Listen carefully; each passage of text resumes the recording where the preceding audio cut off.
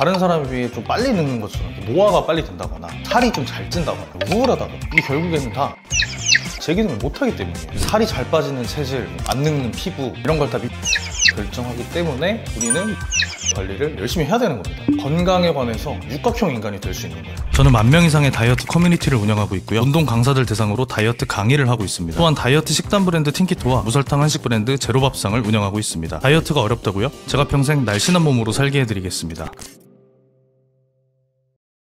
안녕하세요, 틴키토 김윤겸입니다. 유튜브 하면서 여러분들이 제일 궁금해하는 게 뭘까 엄청 고민을 많이 하는데 크게 보면은 3가지 정도로 압축이 되는 것 같아요. 첫 번째는 다이어트, 우리는 다이어트 채널이니까. 두 번째는 노화, 모든 이들의 관심사죠. 세 번째는 우울 같은 심리적 이슈들. 요즘에는 뭐 정신질환 하나도 없는 사람이 없다고 할 정도로 만연해 있으니까 이 3가지를 사람들이 제일 궁금해하는 것 같더라고요. 그래서 저도 이 3가지를 제가 어떻게 컨텐츠화를 시킬까 하다가 잘 생각해 보니 이 3가지 문제가 발생했다면 결국에는 하나의 원인으로 귀결이 된다는 걸 떠올렸어요. 그래서 이 얘기를 해보려고 하는데 사실 조금 어려운 내용이 있어서 그동안 자세히는 안 다뤘지만 오늘 한번 제가 엄청 쉽게 15분 안에 풀어볼 테니까 영상 끝까지 봐주셨으면 좋겠습니다.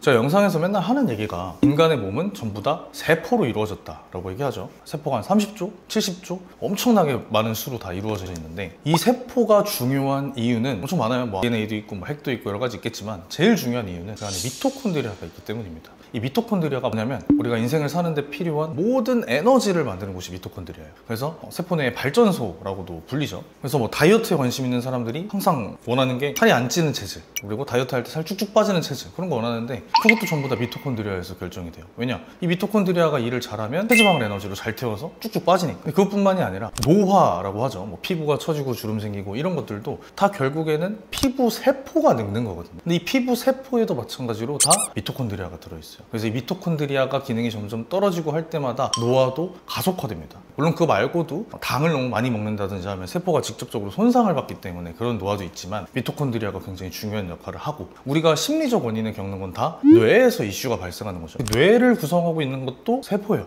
우리 뇌세포라고 하잖아요. 그리고 그 뇌세포 안에도 다 미토콘드리아가 들어있어요. 결국에는 사실상 우리 몸을 계속 굴리고 있는 그 주체가 미토콘드리아라고 이해를 하시면 될 것 같아요.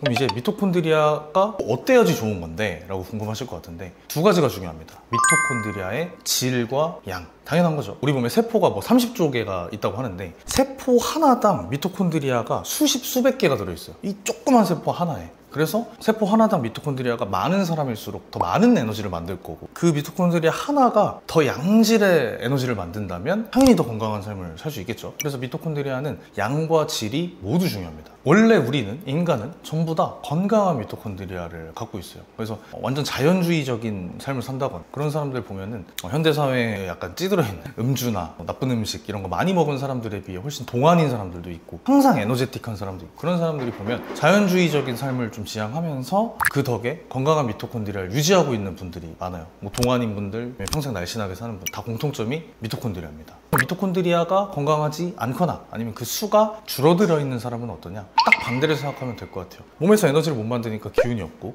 힘들어하고 에너지가 부족하고 남들보다 노화가 좀 빨리 지속된다거나 아니면 얼굴빛이 좀 어둡거나 주름이 많거나 뭐 이런 사람들, 그리고 심리적으로 되게 위축돼 있거나 좀 우울한 일이 많거나 아니면 집중해야 될 때 집중을 못 한다거나 건강하지 않은 상태에 있는 대부분의 사람들은 다 미토콘드리아가 건강하지 않은 거예요. 모든 불건강의 원인은 미토콘드리아에 있습니다. 물론 미토콘드리아만 이걸 결정하는 것은 아니에요. 다른 요소들도 당연히 개입을 하고, 그리고 다른 요소들이 미토콘드리아를 불건강하게 만들어요. 그렇기 때문에 여기가 제일 큰 원인 중에 하나다라고 이해를 하시면 될 것 같아요.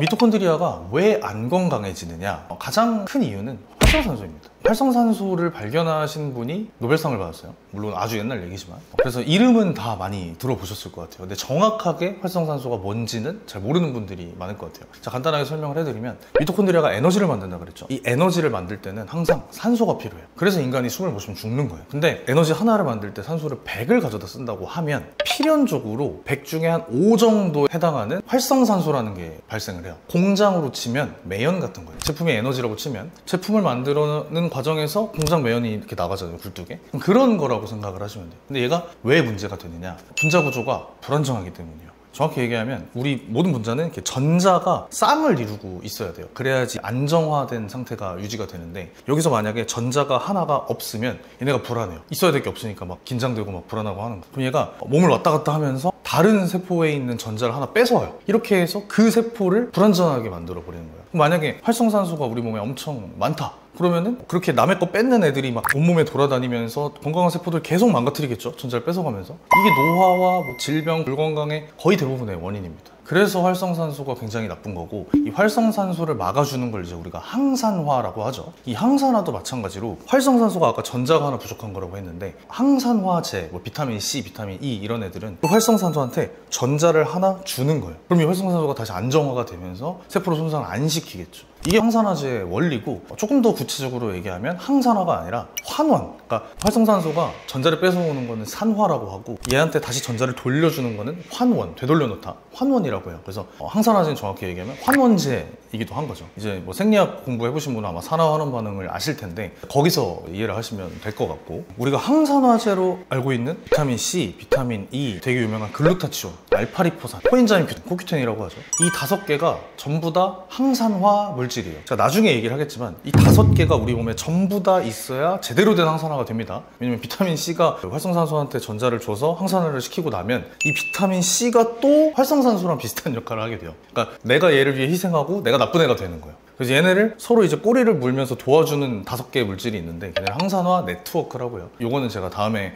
영상에서 좀 자세히 다뤄보겠습니다. 아무튼 우리가 비타민 C나 뭐 이런 항산화제가 도움이 안 된다고 말하는 사람들이 꽤 있는데, 사실 그렇지 않아요. 우리 몸에서 무조건 필요한 물질입니다.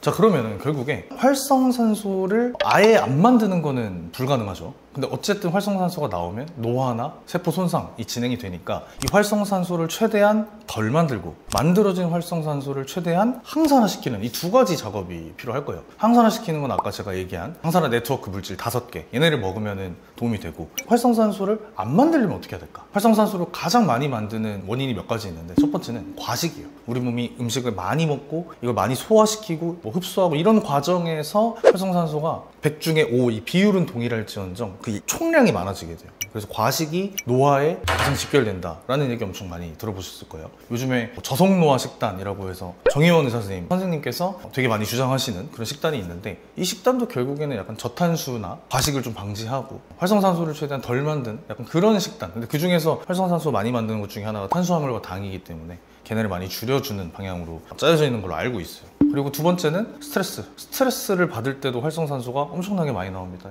코르티졸이나 이런 거랑 연관이 있긴 한데, 걔도 활성산소를 많이 만드는 원인이고, 그리고 수면 부족 상태가 돼도 활성산소가 엄청나게 많이 나와요. 그래서 제가 맨날 다이어트 할 때 잠 잘 자야 된다, 스트레스 관리 잘해야 된다, 과식 안 하고 저탄수 식단 해야 되고, 음식을 최대한 안 먹는 간헐적 단식 잘 지켜야 된다, 이 얘기하는 게 결국에 다 이 미토콘드리아와 활성산소로 이어지는 거예요.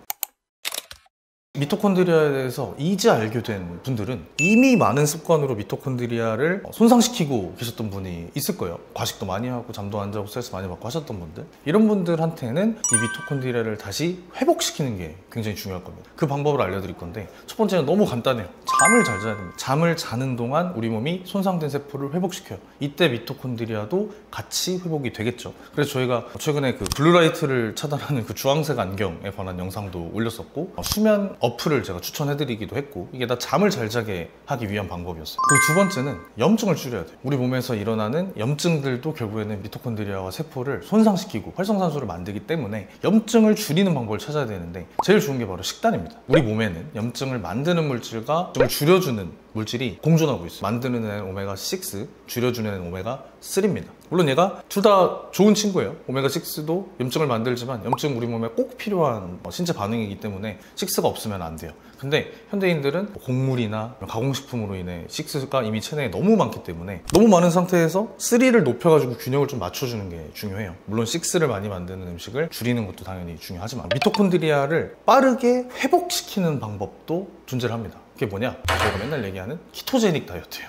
왜 그러냐면 우리가 공복 시간을 길게 유지하고 탄수에서 인슐린을 떨어뜨리면 몸에서 지방을 열심히 태운다고 하죠. 이 과정에서 이제 케톤이라는 물질이 만들어지는데 이 케톤도 미토콘드리아가 쓰는 에너지원이에요. 그래서 이 미토콘드리아가 이 케톤으로 에너지를 만들어낼 때 미토콘드리아 기능이 실제로 좋아진다는 연구가 상당히 많습니다. 그리고 키토시스, 케톤을 만드는 상태에서는 자가포식이라고 하죠. 건강한 세포가 손상된 세포를 스스로 잡아먹고 그걸 원료로 해서 에너지를 또 만들고 또 새로운 세포를 만들어내는 이런 과정을 자가포식이라고 하는데 오토파지만 있는 게 아니라 미토파지도 있어요. 비슷한 상태에서 세포만 그렇게 리뉴얼 되는 게 아니라 세포 안에 있는 미토콘드리아도 같이 리뉴얼 되는 과정이 일어납니다. 이 과정에서 낡은 미토콘드리아가 없어지고 새로운 걸로 채워지고요. 그리고 약간 손상된 미토콘드리아들은 기능이 회복되기도 하고, 그래서 간헐적 단식이나 키토제닉 다이어트가 결국에는 이 근본적으로 세포를 건강하게 만드는 거기 때문에 가장 좋은 식단법이다 라고 제가 항상 주장을 하는 거예요. 물론 비슷한 효과를 내는 일반적인 저탄수나 좀 길게 하는 간헐적 단식 혹은 카니보어 다이어트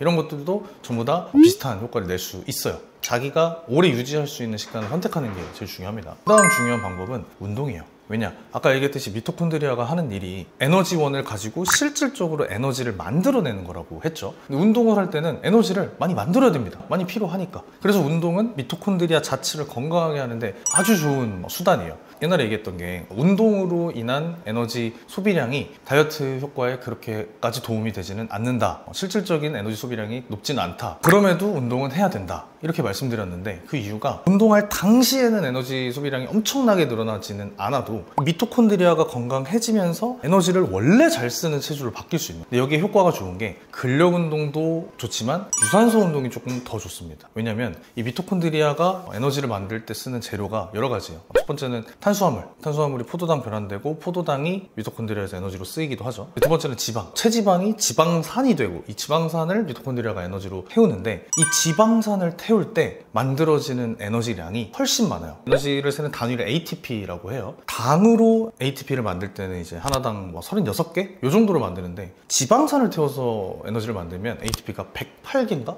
하여튼 거의 3, 4배 가까이 많이 만들어집니다. 그래서 우리가 저탄고지 하거나 아니면 간헐적 단식해서 체지방 잘 태우는 상태가 되면 배가 안 고프다는 이유가 여기에 있는 거예요. 지방산을 에너지를 태울 때 훨씬 많은 에너지를 만드니까. 그러니까 효율이 좋은 거죠. 근데 이게 왜 그러느냐? 인류가 원래 역사적으로 오래 굶었고 오래 굶을 때 잘 버티고 효율이 좋아야 되기 때문에 지방산으로 더 많은 에너지를 만들도록 진화를 한 거예요. 근데 다시 돌아와서 운동 중에 근력 운동은 보통 탄수화물에서 온 에너지를 많이 씁니다. 근데 유산소는 지방산에서 오는 에너지를 훨씬 더 많이 써요. 그럼 미토콘드리아가 더 일을 열심히 할 수밖에 없고 그 과정에서 기능이 좋아지겠죠. 번외긴 하지만 무산소, 유산소 이렇게 나누는 개념 자체도 지금 제가 말한 그 기준이 맞는 표현이에요. 유산소는 애초에 숨을 좀 많이 헐떡이게 되죠. 산소의 요구량이 많아져요. 요구량이 왜 많아지냐? 미토콘드리아에서 지방 갖고 에너지 태워야 되니까. 에너지 태울 때 산소가 필요하니까. 그렇게 생각하시면 되고, 물론 이 과정에서 에너지를 많이 태우면 똑같이 활성산소의 총량이 높아지기는 해요. 아까 100 중에 5 정도 만들어진다고 했죠. 근데 그 활성산소가 운동할 때는 높아지지만 장기적으로 미토콘드리아가 더 개선되면서 전체적인 우리 몸의 세포는 건강해지는 과정이라고 생각하면 될 것 같아요.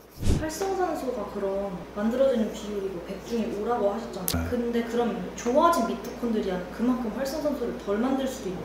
그렇진 않아요. 거의 이거는 픽스라고 보면 되는데, 대신에 미토콘드리아를 좋게 만드는 과정에서 활성산소가 손상시켰던 다른 세포들이 회복이 되는 거죠. 이런 좋은 사이클로 돌아간다고 보시면 되고, 만약에 과학기술이 많이 발전해서 활성산소가 다른 세포를 손상시키지 못하게 하는 기술이 발전한다면 인류가 아마 영생에 가깝게 좀 살지 않을까 하는 생각도 들고 있어요. 요즘에는 이제 AI니 뭐니 기술이 많이 발전하면서 한 30년 안에는 법을 찾을 수 있지 않을까라고 나름 기대를 좀 하고 있습니다. 자, 여기까지 좀 어려운 내용일 수 있겠지만 미토콘드리아에 대해서 다뤄봤는데, 이 미토콘드리아는 말 그대로 우리 건강의 가장 핵심적인 요소예요. 가장 작은 요소이기도 하면서 이 내용에 대해서 알면 다른 건강에 관한 지식들이 굉장히 쉽게 이해될 수 있어서 제가 한번 했고요. 앞으로 뭐 노화가 됐든 다이어트가 됐든 심리가 됐든 여러분들이 궁금해하는 내용을 이 미토콘드리아를 통해서 풀어보려고 하고 있어요. 그래서 오늘은 그 시작을 알리는 영상이라고 생각해 주시면 될 것 같고, 앞으로 더 많은 콘텐츠, 양질의 콘텐츠로 준비해 오겠습니다. 제가 준비한 영상은 여기까지고요. 저는 다음 시간에 더 알찬 영상으로 찾아오겠습니다. 감사합니다.